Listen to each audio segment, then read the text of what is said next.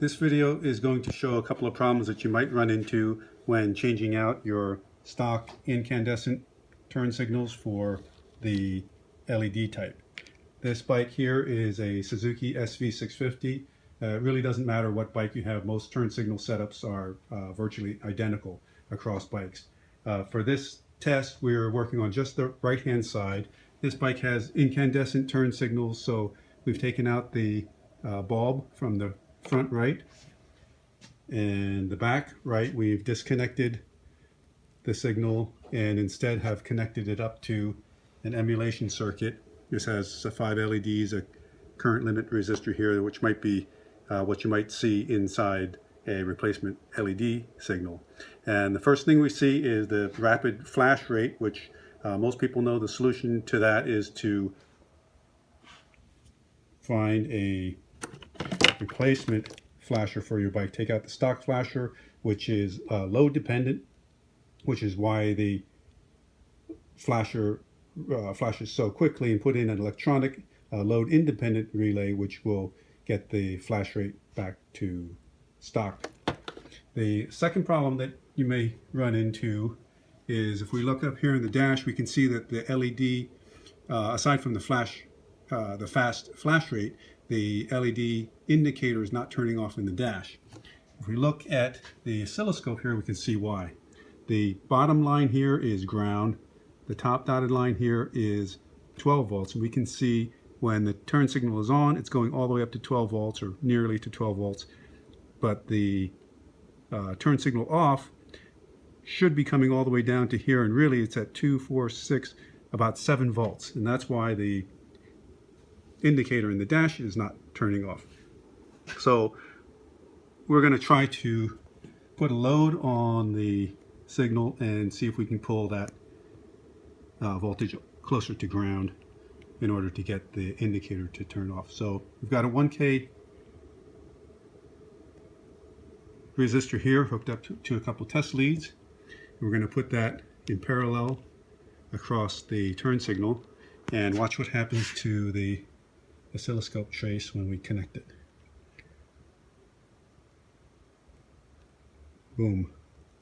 Comes all the way down to, doesn't come all the way down to ground where we would want it ideally, but it's about 3.7, so much better than the 7 volts. If we look in the dash, we can still see it's dimming a little bit between, but certainly not turning off all the way. So 1K is not doing it.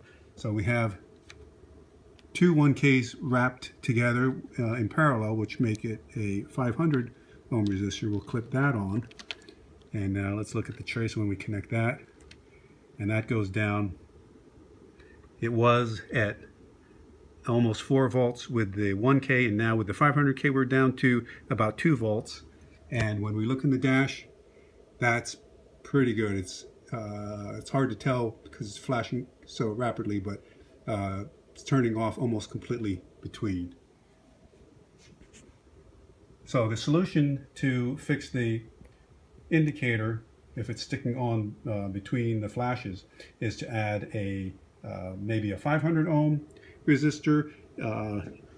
It really depends on the flasher relay itself. Some may be okay with the 1K. 500 ohms seems to work with this setup. You may have to, if you need a little bit more load, perhaps twist 3 1Ks together, which would give you 333 ohm, and put that across the flasher relay, and that will make the indicator go out between flashes. So you can put those resistor, or the resistor, whichever value works for your bike. You can put it across the front right, or you can put it across the back right. Only has to be on one side. Or a better solution would actually be to go to your flasher relay and find a ground wire on the Suzuki. It's a black-white here, and then the flasher relay output is this light blue wire here, and put your whichever resistor works for your bike, put one single resistor across here, and that would work for both sides. One last thing I'd like to show is what the waveform looks like with the stock incandescent. You can see it's not coming all the way down to ground, but as you might guess, if we clip on the incandescent,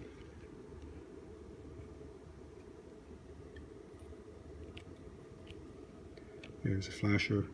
We see that the signal now goes up. Doesn't make it quite to 12 volts to turn on, which is fine, but the thing that we want is for the signal to come all the way down to ground.